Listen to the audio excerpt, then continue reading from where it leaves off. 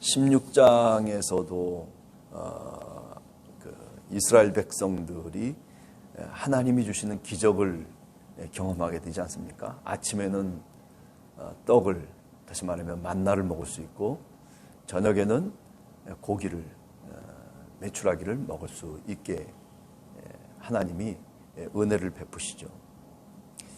그때도 이스라엘 자손들이 원망을 했어요. 그죠? 우리가 여기서 굶어 죽게 됐다. 이 광야의 여정이라고 하는 게 하나님이 뜻하셨던 것은 뭐냐면은 이스라엘 민족의 교육이에요. 광야에서의 교육.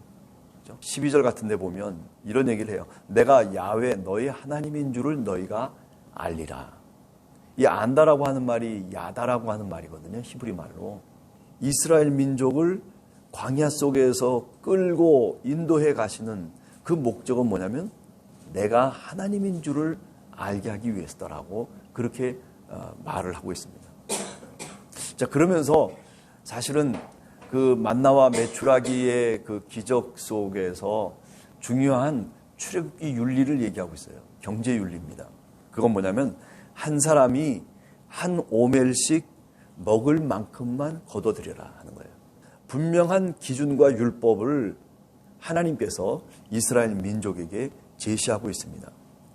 그게 16절의 내용이에요. 그게 바로 율법이죠. 어떻게 보면요.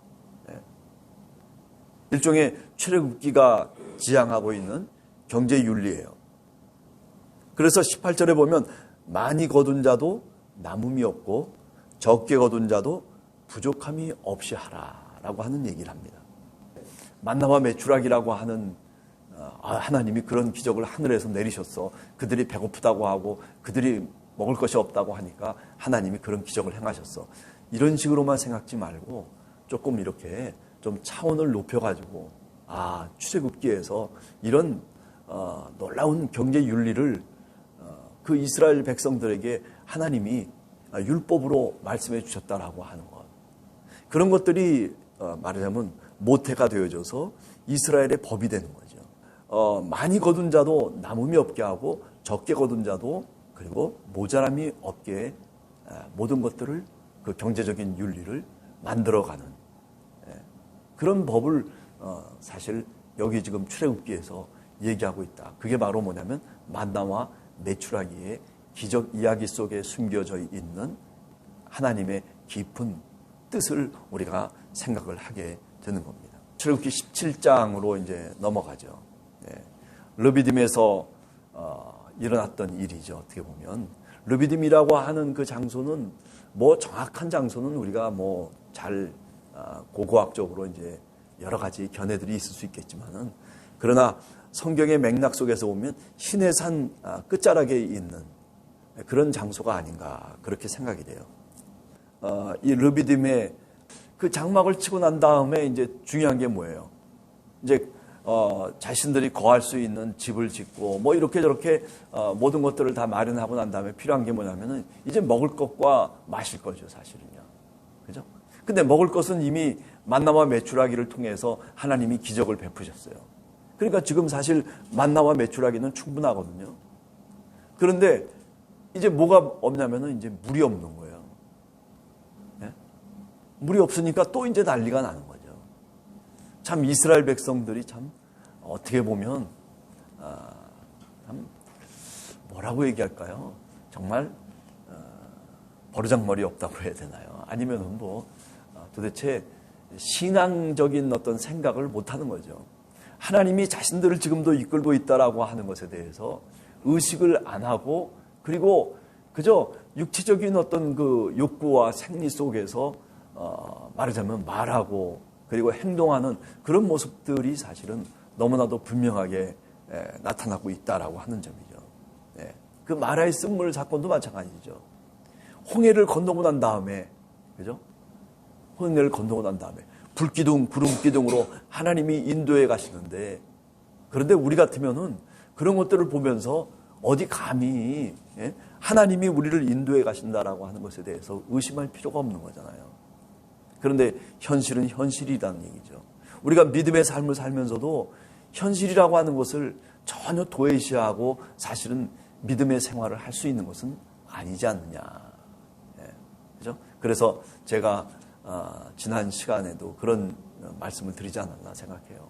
뭐냐면 이스라엘 백성들이 이렇게 아우성치고 목마르다 죽게 됐다, 뭐 배고프다, 뭐 어쩌다 저쩌다 불만과 원망을 쏟아내고 있지만, 그러나 하나님이 가나안 땅까지 인도해 가시겠다라고 그렇게 선언하시고 책임을 지고 어떤 일이 있든지 간에 하나님이 그들을 설득하죠.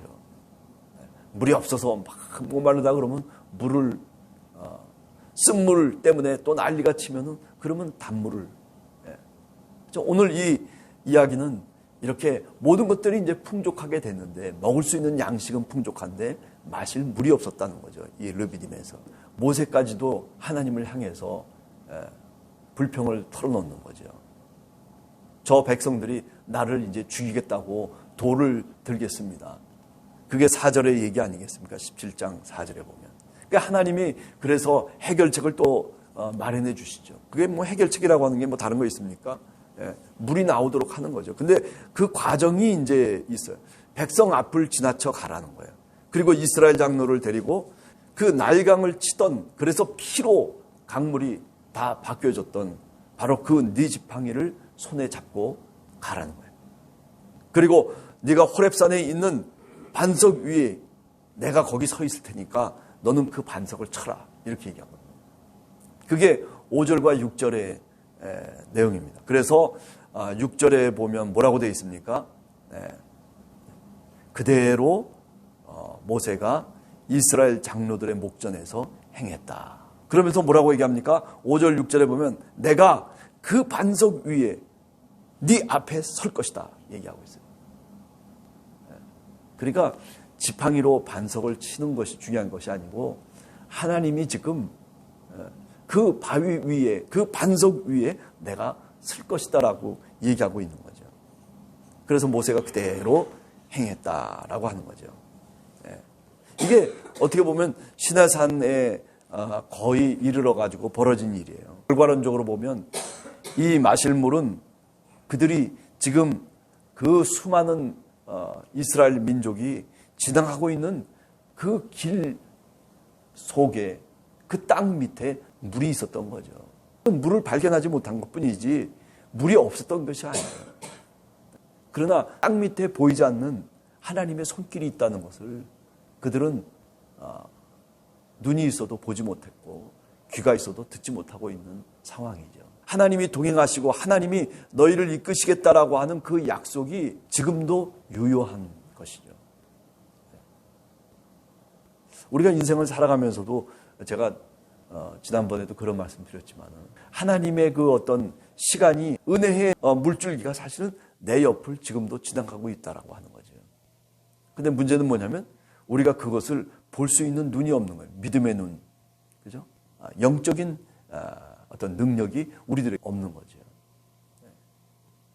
그렇기 때문에 우리가 인생의 삶을 살아가면서 그런 것들을 하나님이 나와 함께 동행하고 있다는 것을 내가 느끼면서, 내가 찾으면서, 내가 그렇게 믿으면서 살아가는 것이 중요할 수밖에 없다라고 하는 거죠.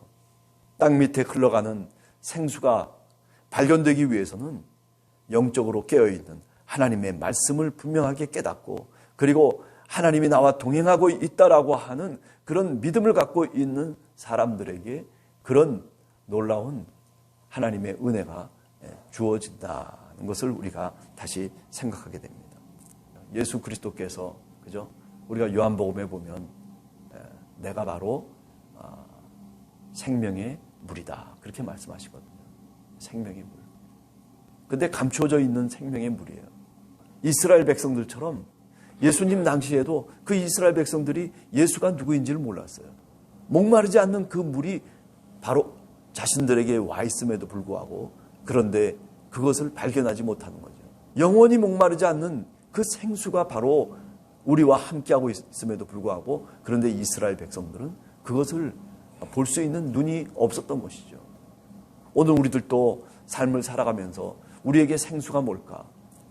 그죠? 아무것도 내 손에 잡히는 게 없어요. 들리는 것도 없어요. 그저 바위산만 있어요. 그런데 문제는 뭐냐면 그 바위산 밑에 하나님이 생명의 물을 준비해주고 있다라고 하는 거죠. 지금도 생명의 물이 지금 이 이스라엘 민족이 걷는 그 길 밑으로 흘러가고 있다는 거죠. 자, 오늘 하루를 저희들이 살아갑니다. 모세가 아론과 훌 그리고 여호수아를 통해서 그 아말렉 전투를 이기지 않습니까? 하나님의 도우심, 하나님의 은혜가 있음에도 불구하고 그러나 하나님이 좋은 사람들을 보내주셔서 만나게 해주시고 같이 함께 손을 붙잡고 피곤할 때 다시 내 손을 붙잡아 줄 수 있는 아론과 훌과 같은 그런 동료가 내 옆에 있으면 얼마나 좋겠습니까? 그렇죠? 광야의 삶을, 인생의 광야의 길에서 우리가 늘 오늘 하루도 이런 좋은 사람들을 만나서 그래서 하나님의 뜻을 전하고 그리고 같이 함께 이 어려운 인생의 길을 헤쳐나갈 수 있는 그런 우리 모두가 되기를 간절히 원합니다. 같이 기도하겠습니다.